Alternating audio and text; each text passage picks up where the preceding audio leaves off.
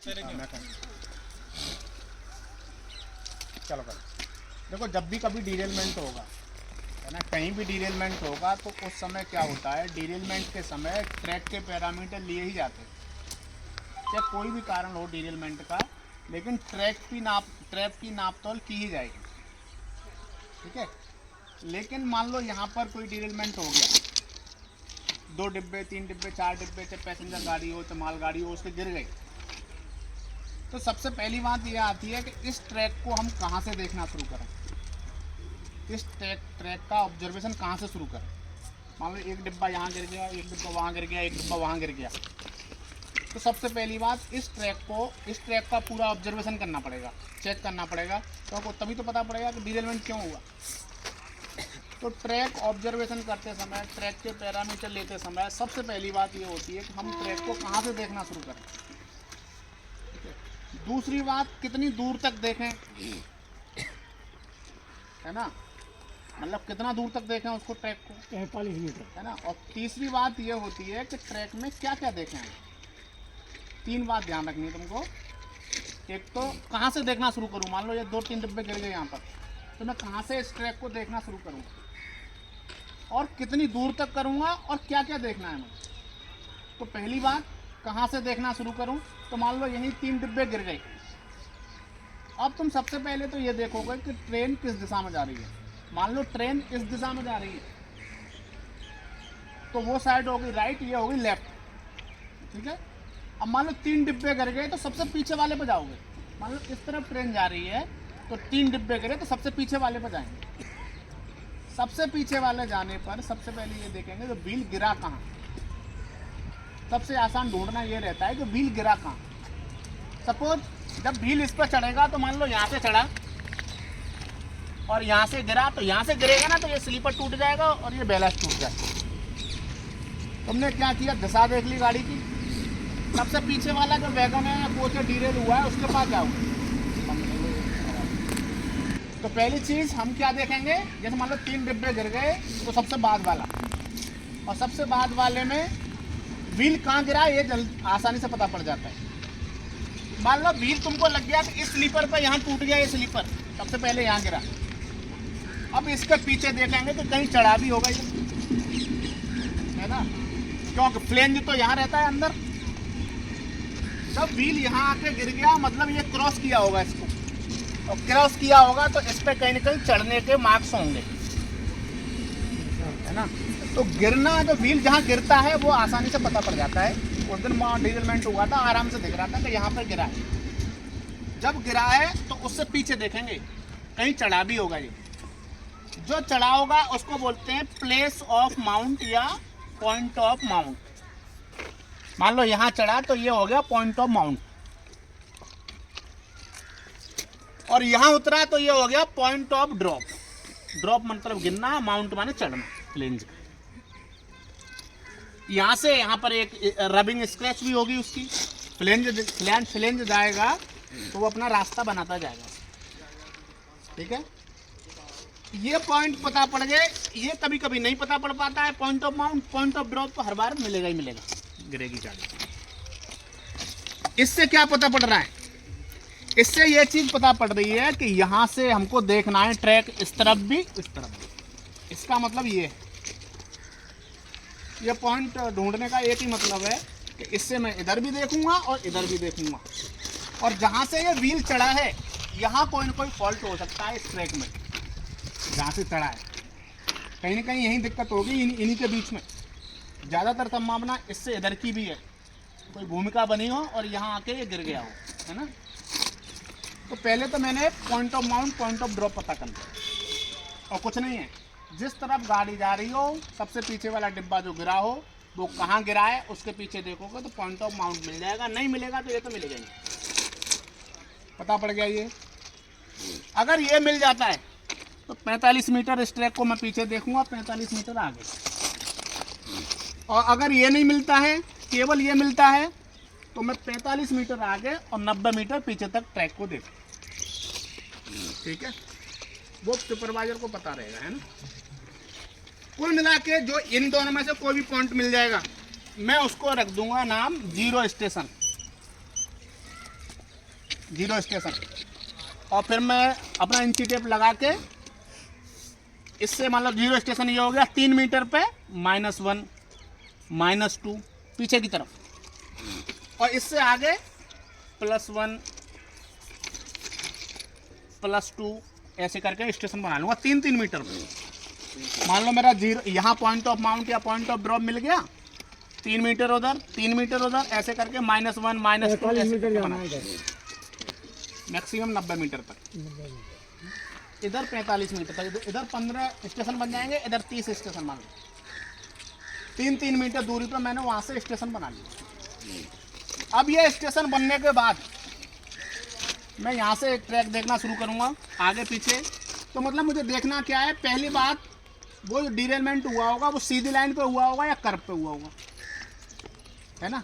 सीधी line पे क्या देखना है, ये देखना है पहले हम, है ना।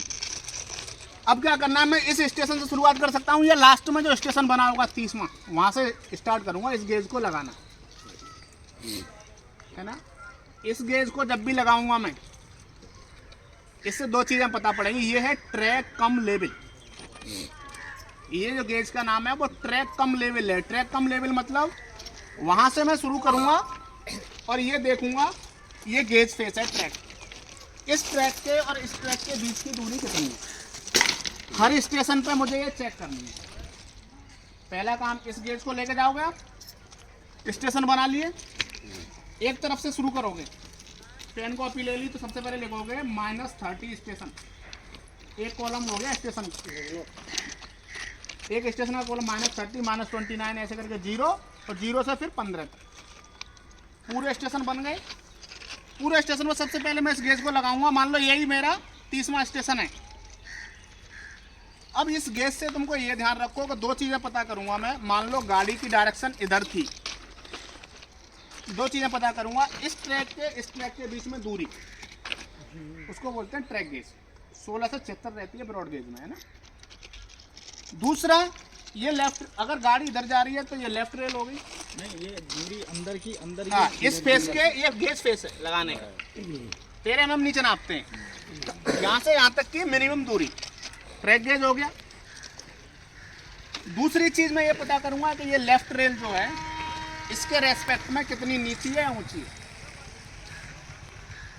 तो मैंने मान लो मेरा ये 30वां स्टेशन है, -30 इधर जाके है ना। कोई सा भी स्टेशन है, तुमने ये लगाया, सबसे पहले तो ये वाला जो रीडिंग है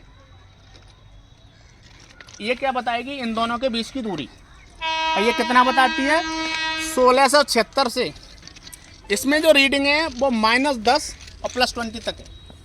मतलब ये जो 1676 है, इसके बीच की जो दूरी 1676 है, ये गेज 1676 से -10 तक नाप लेगा और +20 तक, है ना। मतलब क्या किया, सबसे बाद वाले स्टेशन पर जाके इसको लगाया गेज को। इससे दो चीज़ें नापोगे तुम, एक तो इनके बीच की दूरी, दूसरा लेफ्ट वाला रेल राइट वाले से कितना नीचे है कितना ऊपर। बस मान लो ये मेरा स्टेशन 30वां स्टेशन है, मैं 30 लिख लिया। पहले मैं ये देखूंगा कि ये 1676 जो बीच की दूरी होती है उससे ये कम है या ज़्यादा है। तो इसमें एक गेज लगा हुआ है, जब भी तुम इसको लगाओगे 1676 से अगर -10 तक है तब तक ये रीडिंग ले ले, और +20 तक है। 1676 और 20 कितना हो गया, 1696 है ना। 20 1676 और 20 1696 तक ले लेगा।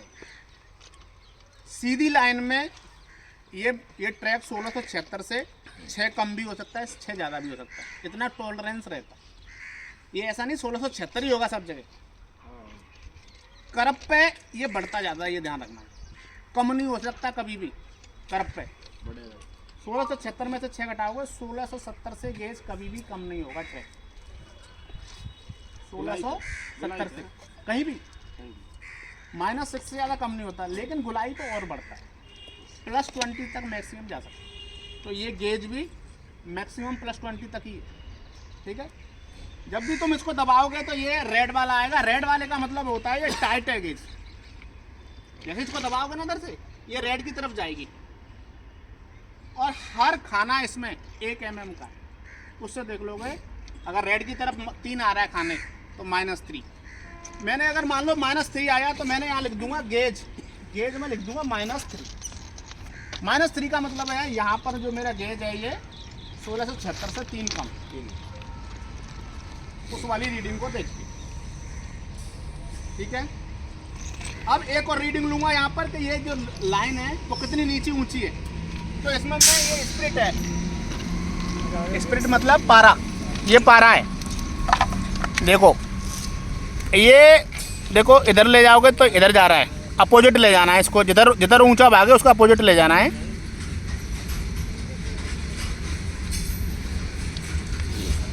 जिधर भग रहा है ये उधर ऊंचा है, इधर ले जाओगे तो इधर भग रहा है तो इधर ऊंचा है, मतलब अब ये सही है, बीच में आ गया।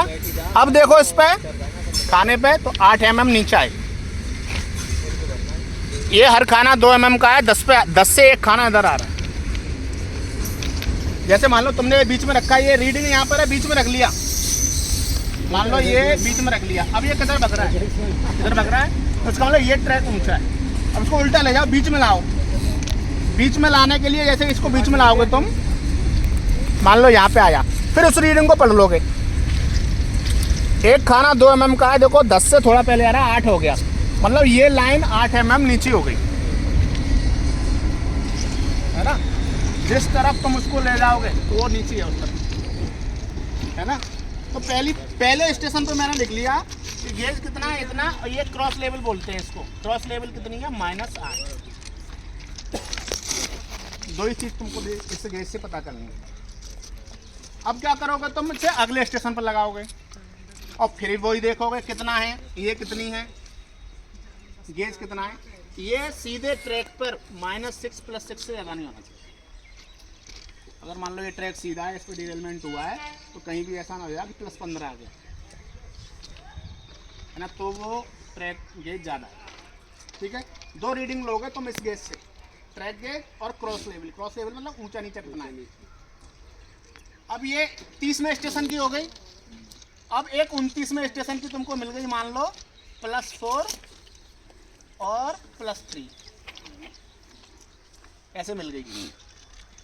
इसका मतलब क्या हो गया कि ये जो क्रॉस लेवल है यहाँ तो 8 mm नीचे है और ये रेल लाइन यहाँ ऊंची है। जैसे अगर तुम इसको देख रहे हो, यहाँ तो ये रेल लाइन नीची है, माइनस में आ गई, वहाँ प्लस में आ गई। तो इसका मतलब क्या है, जब भी ट्रॉली आएगी यहाँ नीची है तो यहाँ ऊंची होगी, इसका मतलब वहाँ नीची है तो वहाँ ऊंची हो गई, उल्टा हो जाएगा, है ना। जैसे ही ट्रॉली आएगी 2 व्हीलों पे वजन आ जाएगा, 2 ऑफलोड हो जाएगा, ऐसा ही तो होगा। ये रेल लाइन यहाँ नीची है वहाँ नीची है तो सही आ जाएगी ट्रॉली, कोई दिक्कत नहीं। क्रॉस में ऊंची नीची हो गई तो वो ट्विस्ट बन जाएगा, उसको बोलते हैं ट्विस्ट। एक और चीज़ निकालते हैं हम, ट्विस्ट, वो सुपरवाइजर निकाल लेगा। तो मैं इससे 2 रीडिंग लेनी है, ट्रैक गेज ना, ट्रैक गेज मैं अभी लब्बाऊँ इसमें एक आध स्टेशन पर, इधर ध्यान दो तुम। अरे वो बुला रहा है, थोड़ा कारपेंटर है वो। इससे क्या रीडिंग लोगे, 2 चीज़ें, ट्रैक गेज और क्रॉस लेवल, है ना। इससे ट्विस्ट निकालेंगे कैसे, मान लो -8 यहाँ नीचे है और +3 यहाँ ऊंची है। अब ये स्टेशन कितने पे बना रहे हैं, 3-3 मीटर पर, तो -8 और +3 11 mm का डिफरेंस आएगा कि नहीं आ गया, 3 मीटर पर। 3 मीटर पर 11 आ गया, 1 मीटर पर निकालोगे 3 का भाग दोगे तो ये आ जाएगा 3 पॉइंट समथिंग। ये 3 से ज़्यादा नहीं होना चाहिए, नहीं तो ट्विस्ट है उसमें ट्रैक में। टॉलरेंस तो हर जगह होता है, 3 से ज़्यादा नहीं आना चाहिए, 3 से ज़्यादा नहीं आना चाहिए, है ना। तो उसका मतलब ट्विस्ट है पर मीटर, है ना। पहली बात, ये जो ट्रैक गेज है सीधी लाइन पे +6 -6 से ज़्यादा नहीं होना चाहिए, पहली बात। क्रॉस लेवल मैंने यहाँ देखा वहाँ देखा, 13 mm से ज़्यादा डिफरेंस नहीं होना चाहिए क्रॉस लेवल। और फिर मैं उस क्रॉस लेवल से ट्विस्ट निकालूंगा और ट्विस्ट में 3 से ज़्यादा नहीं होना चाहिए, 1 मीटर, 3 mm। सारी रीडिंग mm में है, हर मीटर। ठीक है, अब क्या होता है, जैसे तुमने नाप लिया, जब ये खाली ट्रैक है, मान लो स्पेशल जो डीरेल वैगन है वो रीरेल हो गए और उठ गए, ये नाप लिया खाली ट्रैक। लोडेड पे और नापते हैं, उससे क्या पता पड़ता है, मान लो इनके बीच की दूरी अभी तो सही है, और अगर ये फास्टनर है, ये फास्टनर अगर लूज है तो जैसे ही लोड आएगा तो फैल जाएगा, मान लो गाड़ी आई तो उसमें तो लोड था वजन था उसमें, वजन पे फैल भी तो जाएगा। अगर ये लूज है तो फैल जाएगा।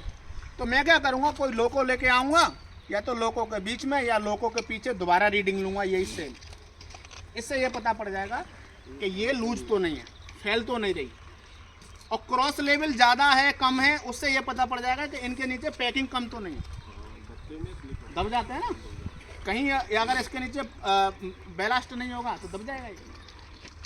दो चीज़ें चेक करते हैं, एक तो खाली में, एक लोडेड में। वहाँ भी सवाई माधोपुर पहले फिर लोको लेके आए, वो लोको के बाद लिया, क्योंकि तुम ऐसे लोगों तो सही आ जाएंगी चीज़ें, लेकिन लोडेड में देखोगे तो पता पड़ेगा अगर ये फास्टनर टाइट नहीं है तो ये फैल जाएगा, तो भी डिरेलमेंट हो जाएगा। इनके नीचे बैलास्ट होता है स्लीपर के नीचे, अगर वो प्रॉपर नहीं है तो जैसे लोड आएगा दब जाएगा। पता पड़ा कि अभी तो क्रॉस लेवल सही आ रहा है और लोड पे बहुत नीचे कम। कुल मिला के तुमको पहली बात तो ये ध्यान रखनी है, मैं कहाँ से शुरुआत करूँ इसकी। तो शुरुआत में point of mount, point of drop. Point of drop हर में मिल जाता है, पॉइंट ऑफ माउंट में थोड़ी दिक्कत होती है। मान लो इस पर जंग लग रही है तो गाड़ी आएगी तो नहीं पता पड़ पाएगा, लेकिन पॉइंट ऑफ ड्रॉप मिल जाए। वहाँ से रीडिंग शुरू करोगे, स्टेशन बना लोगे, पीछे वाले माइनस में, आगे वाले प्लस में। 3-3 मीटर के स्टेशन बना लिए, उसमें तुमने ट्रैक गेज देखा और क्रॉस लेवल। ये वाला कितना नीचा है, नीचा है तो माइनस में लिखोगे और ऊंचा है तो प्लस में। उससे फिर बाद में बैठ के निकालते हैं ट्विस्ट। अगर इन तीनों में से track gauge, cross level, twist जितना टॉलरेंस होना चाहिए उससे ज़्यादा है तो ट्रैक में फॉल्ट मारना।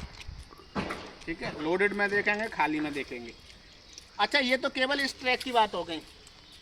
जब चलते हैं तो देखते तो इसके फास्टनर हैं, सारे फास्टनर, स्लीपर और ये बैलास्ट। आगे कभी बताएंगे इसमें क्या देखना है बैलास्ट में। पहले तो ये आपसे ये गेज लगाना आना चाहिए। इसमें बस यही है दोनों के बीच की दूरी, और ये रेल जो लेफ्ट वाली है वो कितनी नीची है, ऊंची है। उससे एक और रीडिंग निकलेगी। करप पे होगा तो उसका बताऊंगा मैं कैसे रीडिंग लेनी है, उसमें थोड़ा अलग है ना, करप पे होता है।